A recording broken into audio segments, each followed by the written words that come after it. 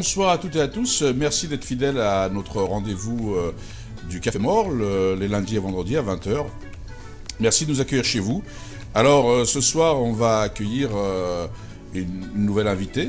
Donc, vous avez donc c'est une femme. Et c'est sa première émission, mais vous savez que le concept de Café Mort, c'est de permettre de découvrir ces nouveaux visages qui font la France, qui font la solidarité, qui créent du lien au quotidien. Et donc ce soir, nous allons accueillir Linda Kébir. Hein, c'est bien ça, je ne me trompe pas. Non, elle me dit son nom en même temps. Linda Kébir, bonsoir. Bonsoir. Alors, bienvenue parmi nous. Merci de m'avoir accueilli ce soir surtout. Merci à vous. C'est votre première émission, c'est ça? Oui, c'est ça. J'espère que ce ne sera pas la dernière. C'est ce qu'on nous souhaite en tout cas. Voilà. Et donc nous, on vous accueille. Alors, Linda Kébir, avant de parler de votre engagement, alors parlez de votre histoire. Vous êtes née où? Vous êtes de quelle origine? Je suis française d'origine kabyle. Kabyle, c'est passé vous êtes algérienne d'origine de Kabylie ou d'Algérie? C'est ça. Souvent, les gens, l'origine c'est algérienne, elle a été. Non, c'est vraiment sans polémique. Mes parents. Non, mais je sais, mais tout le monde relève. Alors, vous savez, voilà. Quand on dit Kabyle, souvent, moi, quand on dit tout ça, il y en a qui vont trouver qu'on en fait trop. Il y en a qui trouvent qu'on n'en fait pas assez. C'est vrai. Alors que chacun se définit comme il a envie. C'est pas comme vous l'avez dit pour dévaluer l'autre, etc. C'est juste, des fois, des sémantiques qui peuvent parfois ne recherchent pas. Voilà, des habitudes, mais qui ne recherchent pas à chercher. Non, mais je le dis parce que souvent, j'en profite parce que souvent les gens, certains me disent, en ce qui me concerne, t'en fais trop avec les Berbères, la Kabylie, ceci.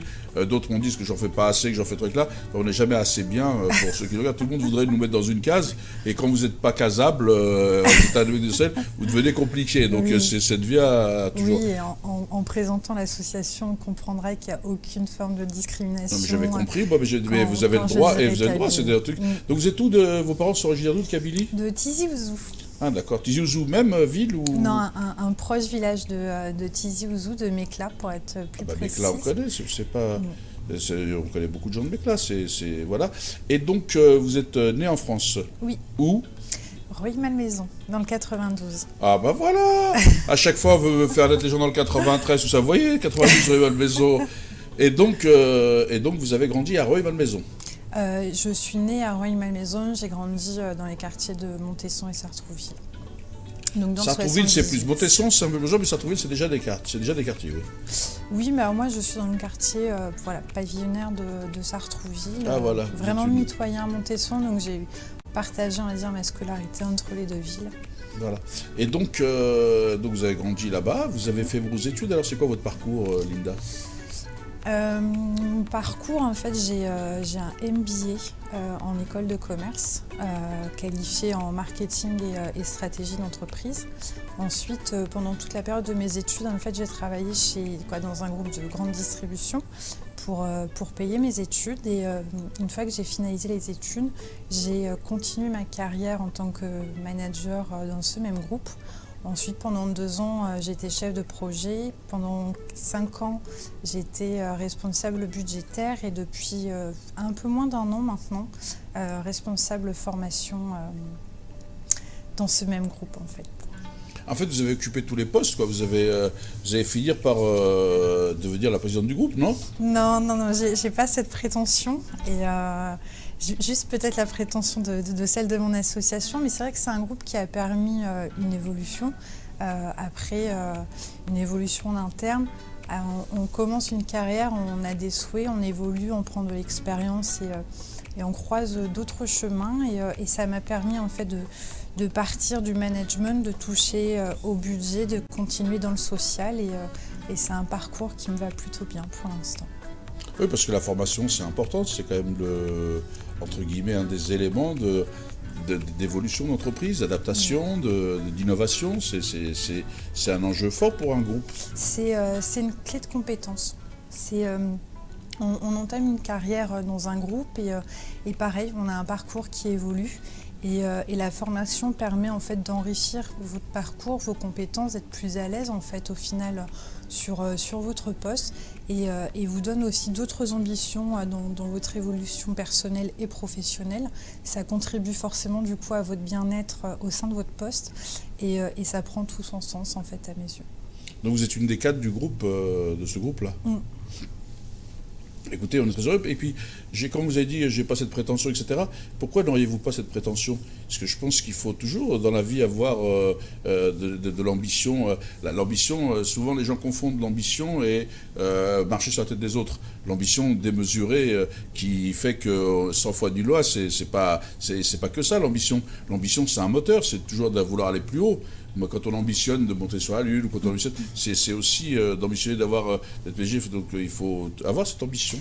Non, de l'ambition, j'en ai, mais pas celle d'être PDG d'un grand groupe de distribution. Voilà, donc voilà, mais vous avez de l'ambition, c'est bien. Non, parce que je le dis parce que souvent les gens ont l'impression, à tort, parce que comme on galvaude les concepts et les termes, les gens ont l'impression que dire avoir de l'ambition, c'est péjoratif. C'est péjoratif. Alors que être ambitieux, c'est pas péjoratif. Et puis les gens qui ont de l'ambition, pour eux, s'ils en ont pour les autres, c'est encore mieux. Parce que quand on va parler d'autres associations, on va parler aussi de l'ambition. Vous avez une ambition pour ces gens-là qui vivent mieux. Donc c'est important de le préciser. Et je le dis parce que souvent les gens qui nous regardent, ils se laissent aller à des termes péjoratifs. L'ambition, c'est pas péjoratif. Ce qui est péjoratif, c'est quand l'ambition devient démesurée et qu'elle nous fait oublier les valeurs de respect, de dignité, de ne pas écraser l'autre pour y arriver, quoi. On peut y arriver avec ses qualités, on n'est pas obligé d'écraser les autres pour y arriver. C'est la différence. On peut y arriver avec son intégrité morale. On peut y arriver avec ses propres rêves, en fait. On peut y arriver. Moi, j'ai une maman, quand elle nous a éduqués, qui nous a toujours dit les filles, soyez des grandes femmes de demain. Et c'est ce qui nous a toujours en fait motivés dans notre parcours, qu'il soit scolaire ou professionnel. Ce besoin en fait de prouver qu'on est capable, nous aussi. Et c'est ce qu'on a fait avec toutes ces valeurs qu'elle nous a transmises. Alors vous êtes plusieurs filles, si j'ai bien compris quand même, je me dis les filles. Nous sommes plusieurs. Je déduis, parce que j'aurais pu faire, vous êtes rendu compte, j'aurais pu être inspecteur de police quand même, parce que j'ai déduit bien quand même, non? On ne peut rien vous cacher. Vous êtes plusieurs filles, c'est ça? Donc du coup. En fait, on est 4 enfants, donc 3 filles. Moi, je suis la deuxième et un petit garçon, un garçon. Enfin, il doit plus être petit maintenant. Non, mais ça restera mon petit frère. Bah, c'est normal, le petit reste toujours le petit. Voilà. Et les filles s'occupaient du... C'était le dernier, le garçon, c'est ça? C'est ça. Donc il était couvé par ses 3 sœurs. En tout cas, on a eu un côté protecteur et bienveillant à son égard, c'est certain. Bah vous voyez, moi j'espère qu'il le reproduira quand il aura des filles, qu'il n'oubliera pas qu'il a été... Non, c'est vous, 3 plus votre mère, ça fait 4 femmes il avait 4 femmes sur le dos, le pauvre. C'était pas trop dur, il va falloir que peut-être qu'il en parle. Non. Donc vous avez fait, toutes les filles ont fait des études, c'est ça que vous êtes en train de m'expliquer? Donc toutes son cadre, sont des choses... Oui. Après, on a des parcours différents, des affinités, on va dire, professionnelles différentes, mais on a toujours été poussés par nos parents, mais poussés positivement, parce que eux ont eu ce sacrifice à faire, puisque immigrés. Et nous, on a voulu être à la hauteur en fait, de ce sacrifice. C'est pourquoi on a travaillé à côté de nos études, on est allé en tout cas au plus loin possible et qu'aujourd'hui on occupe certaines responsabilités, mais parce qu'on a compris aussi très jeune que c'est ce qui nous permettra aussi d'aller de l'avant, de se suffire, de pouvoir s'occuper de nos proches et de notre famille.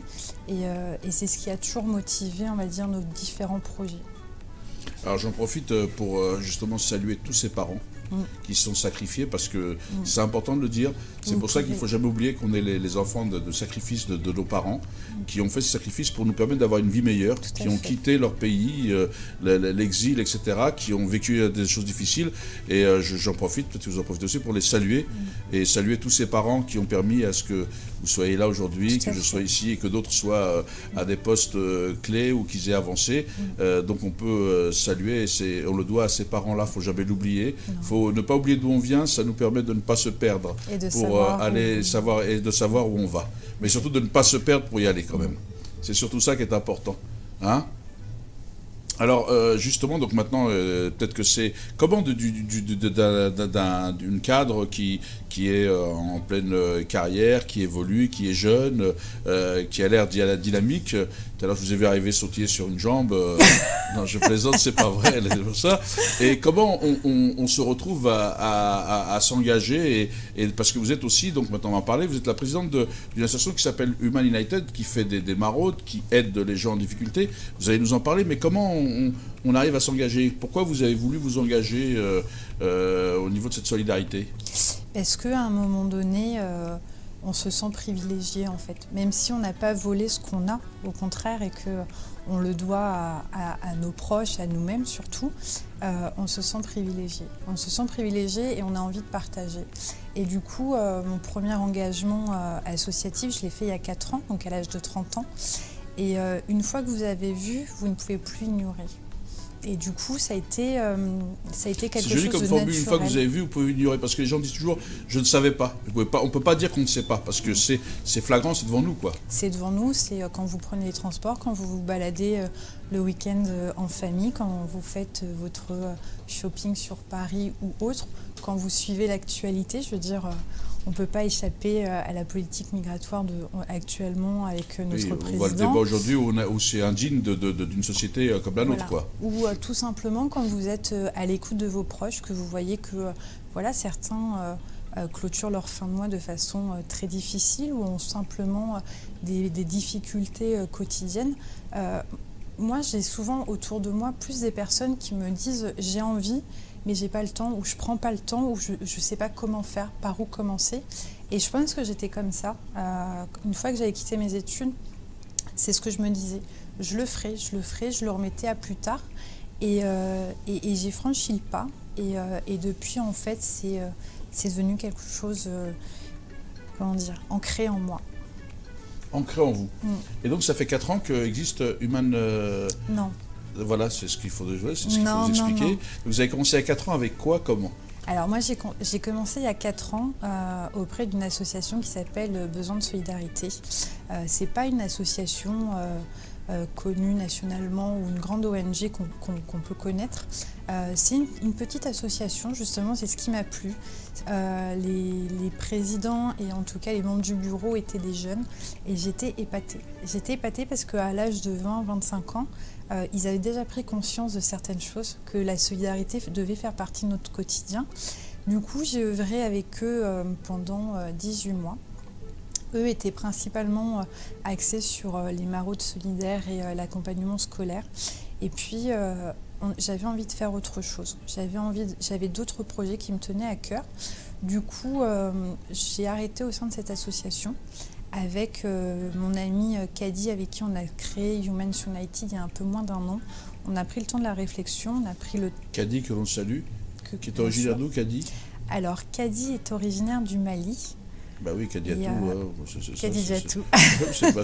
Je le dis juste, voilà, c'est bien. Dans ces cas-là, j'en profite pour saluer tous les membres du bureau et tous les membres actifs de l'association sans qui rien n'aurait été possible en fait. Bon, on vous salue, Kadi et toute la team. Vous avez été salué par la présidente quand même, ou la coprésidente, c'est la présidente. Hein. Présidente.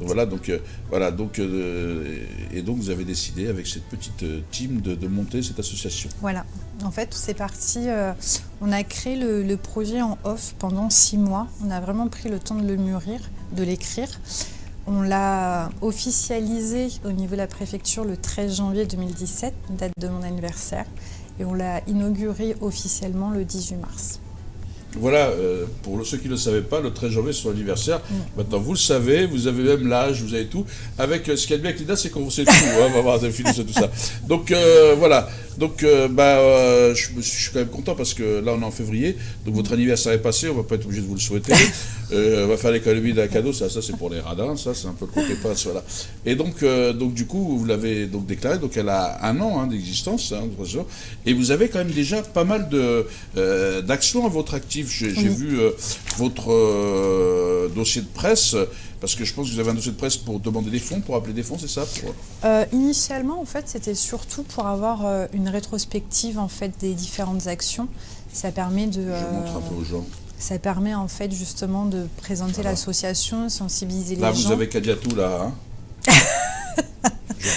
Kadi, parce que Kadi, c'est soit Kadidja, soit Kadiatou. Avec les nuls, c'est comme ça, il ne faut pas vous embêter. Donc là, vous avez Kadiatou, là, vous avez, Myriam, la trésorière, et Fassé, la secrétaire. Fassé, et ça, c'est qui? Donc Fassé, ça c'est moi, Kadi, et Myriam, celle qui est juste en dessous de moi. En fin de compte, c'est 4 drôles de dames. C'est ça. La question, c'est où est Charlie? là, donc, hein? Il y a des hommes dans la session, il y a Bien des... sûr, Ah, bah voilà, bien si, il y a, vous voyez, plusieurs. Voilà, ah ouais, c'est les chefs pôles. Ah, bah, il y a un homme là, deux, j'en vois deux là, tiens, là. Le chef pôle, vous voyez, comme quoi. Alors, donc, mais c'est bien que ce soit. Donc, du coup, alors, vous faites quoi? Alors, c'est quoi vos actions que vous menez? En fait, les collectes solidaires, je vois pas mal de choses. Oui.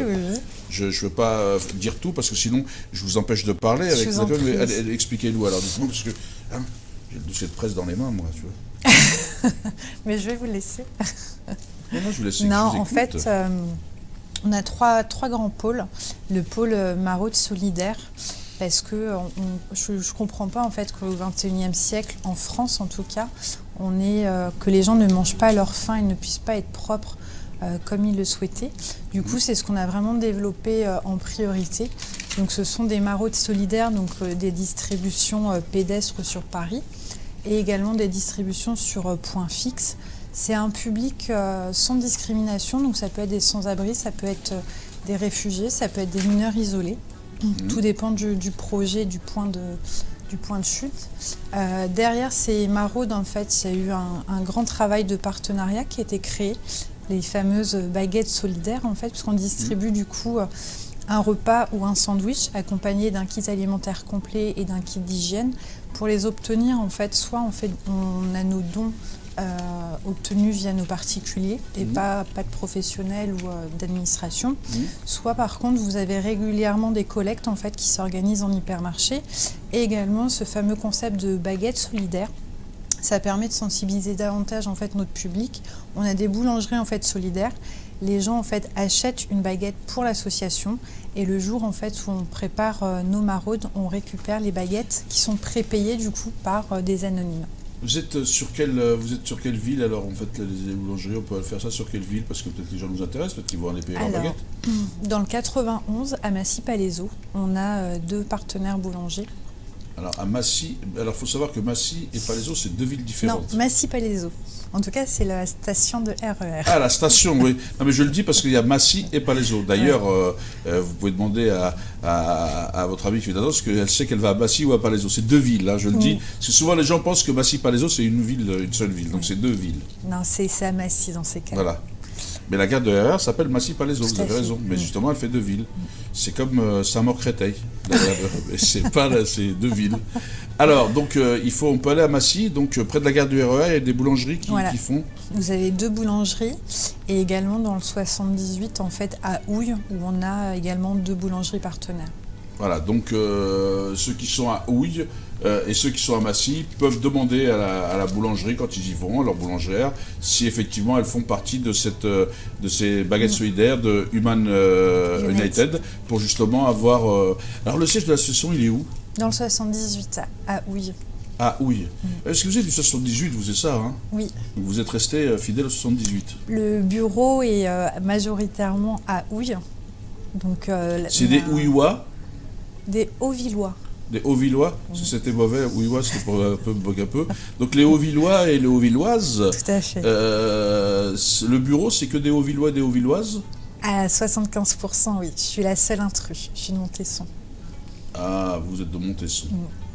Ben ça fait, hein, ça change tout. Non, c'est le même parti.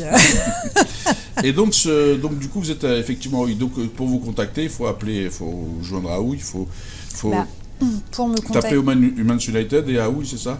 Oui, où en fait on est présent sur les différents réseaux sociaux, on est complètement accessible en fait, ou par téléphone au numéro de l'association. Vous êtes sur quels réseaux sociaux, par exemple? On a le droit de les citer? Bien sûr. Alors, parce que c'est pour pas d'association. Facebook, Instagram, Twitter, LinkedIn et Snapchat.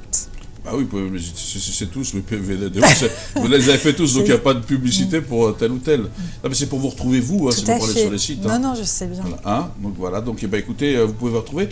Alors, c'est quoi les perspectives de l'association? Donc, du coup, vous faites les colis, donc vous avez parlé des colis, la baguette, vous faites des collectes. Oui. Et il y a des lieux, des villes où on peut vous retrouver, il y a des dates précises pour les collectes? Pour les collectes, en fait, ça dépend de nos partenaires. On a fait une collecte dans le 91, donc à Massy, à Villebon-sur-Yvette, à Montesson, dans le 92 à Boulogne, 2 fois d'ailleurs à Boulogne. On a différents points en fait de chute parce que En effet, le bureau est dans le 78, mais par contre, nos bénévoles sont dans toutes les banlieues de Paris.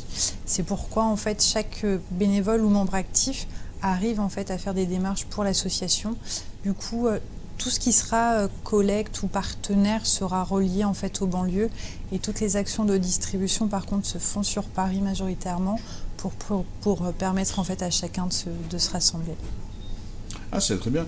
Et donc là, les prochaines... vous faites des maraudes tous les combien, vous, alors, du coup? Alors, nous, les maraudes, on les fait une fois par mois, puisque pour le coup, ce sont vraiment des maraudes complètes.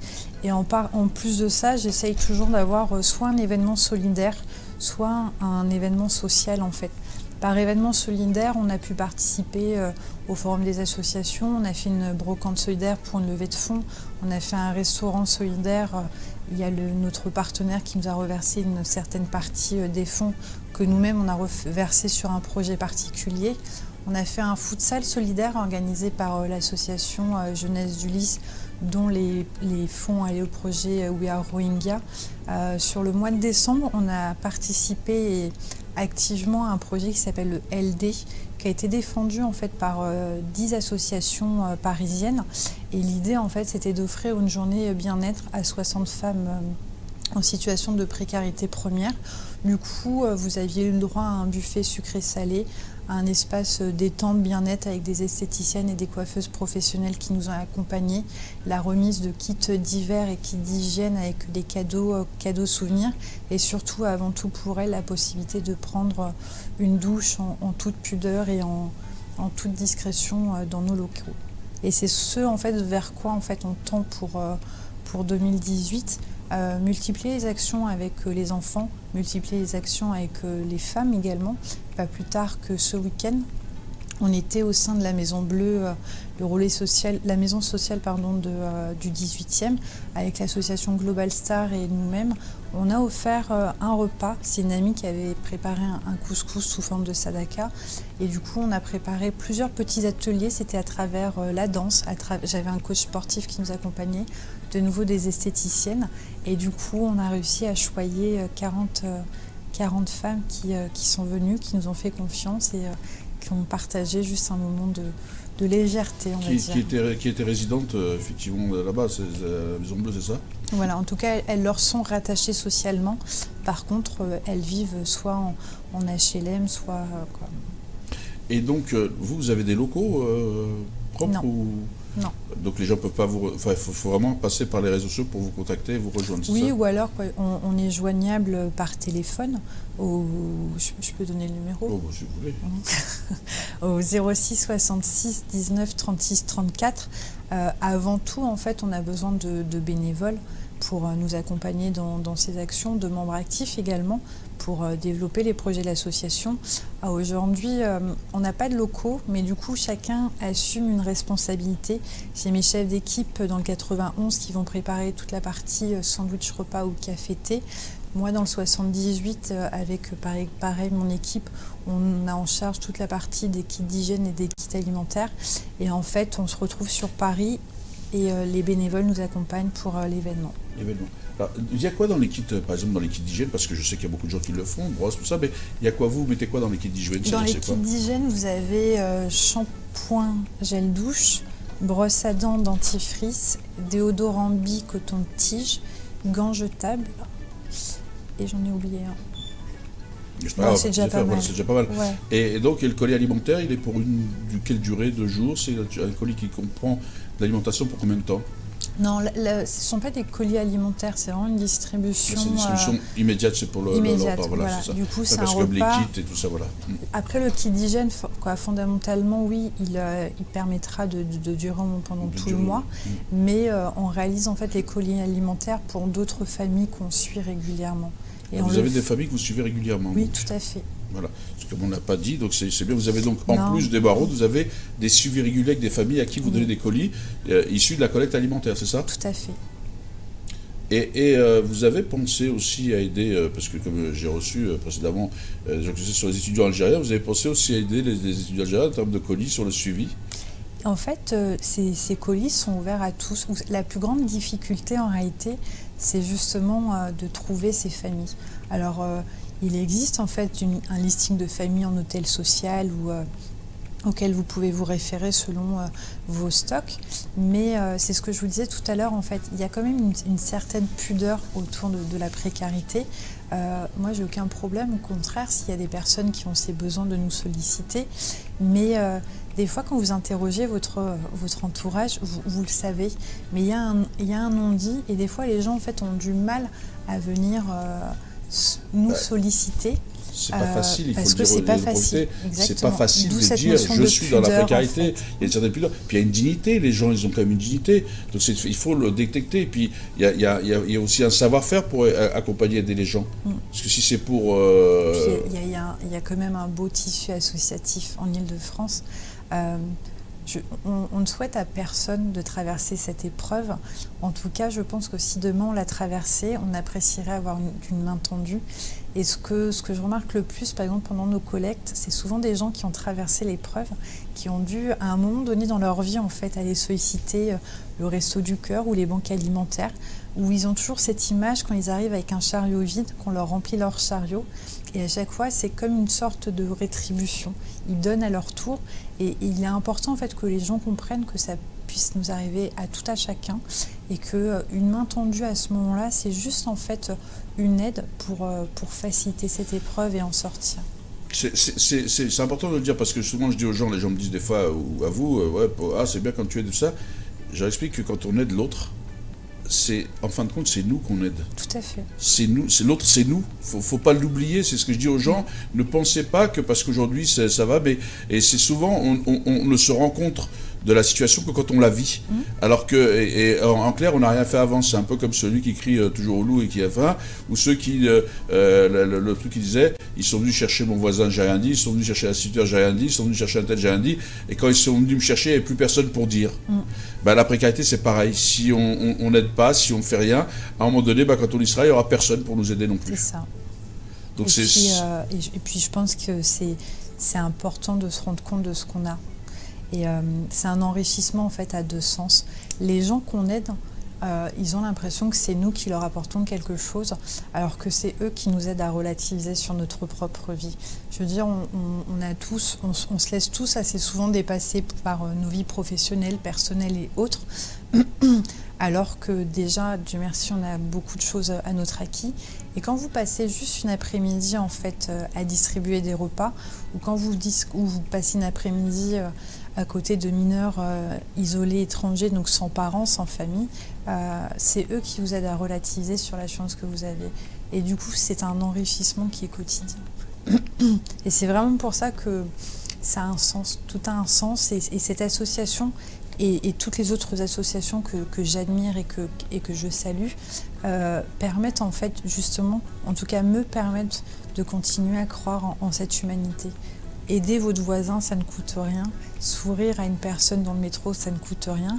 De descendre dans la rue pour juste donner une bouteille d'eau en période de canicule ou s'assurer que son voisin est toujours parmi nous, ça ne coûte rien. Et ça permet en fait de se sentir mieux et d'apporter un sens à ce que l'on fait. Mais donc là, l'émission va toucher à sa fin. Donc est-ce que vous avez un message à dire? Parce que là, vous dites effectivement qu'il faut se sentir utile, être utile à l'autre, être utile à la société. Et c'est être utile à soi-même. C'est un peu c'est votre message que vous avez délivré ou c'est... Alors on sait qu'effectivement, Humans United a besoin de bénévoles, comme beaucoup de réseaux associatifs. Donc n'hésitez pas à vous engager dans le milieu associatif, à aider. Mais vous avez un message à délivrer ou c'est... Je pense qu'au XXIe siècle, on est touché par une précarité sans nom. Et qu'on ne doit plus fermer les yeux sur ce qui se passe autour de nous. Je pense qu'on peut apprécier tout ce que l'on a et surtout se soucier de l'autre. Tout le monde ne peut pas aider, on ne peut pas aider tout le monde, mais si déjà tout le monde, chaque personne aide au moins quelqu'un, on peut améliorer les choses, en tout cas à notre échelle. En tous les cas, merci en tous les cas Linda Kébir. Et à ceux qui en doutaient, vous voyez bien quand même qu'il y a beaucoup de gens qui sont engagés, des gens qui ont des parcours, des trajectoires, et qui n'oublient pas justement d'où ils viennent, qui n'oublient pas qu'ils sont eux-mêmes une des pierres de cet édifice et qui essayent de remplir son rôle pour que cet édifice continue à tenir. Et en tous les cas, merci d'être venu, merci pour votre action. Donc je rappelle, le nom de l'association, c'est Humans United, donc et sa présidente Linda Kebir. Et donc, écoutez, si vous ne savez pas, même si vous avez dans vos vastes occupations un petit moment à consacrer, eh bien ce petit moment sera bien consacré et vous serez utile à la société et au vivre ensemble. Alors merci Linda. Merci à toi. Et donc nous, on se retrouve vendredi, mais tous les lundis et vendredis. Donc je dis pas le lundi pour le vendredi pour les gens. En tous les cas, les lundis et vendredis c'est plus simple parce que sinon à chaque fois je peux oublier un jour et me tromper. Avec un nouvel invité, toujours plus de France, toujours plus de solidarité. Mort, autour d'un café pour partager ces moments conviviaux. N'hésitez pas donc à partager avec les gens un café pour les écouter, leur parler, les découvrir, parce que c'est comme ça qu'on s'enrichit. Enrichis-moi de ta diversité. C'est peut-être le message que, y compris pour ceux qui sont, et on l'a vu en situation difficile, c'est ensemble qu'on fait société. Merci de nous être fidèles. À lundi ou vendredi 20h, là pour le coup ce sera vendredi. Vous pouvez reprendre une activité normale. Non, c'était pour paraphraser les gens qui disaient ça sur une émission. En tous les cas, moi je vous souhaite une bonne et agréable soirée. Merci pour votre fidélité. À bientôt dans votre émission Café Mort sur BFM TV. Bonsoir à toutes et à tous et bonne soirée.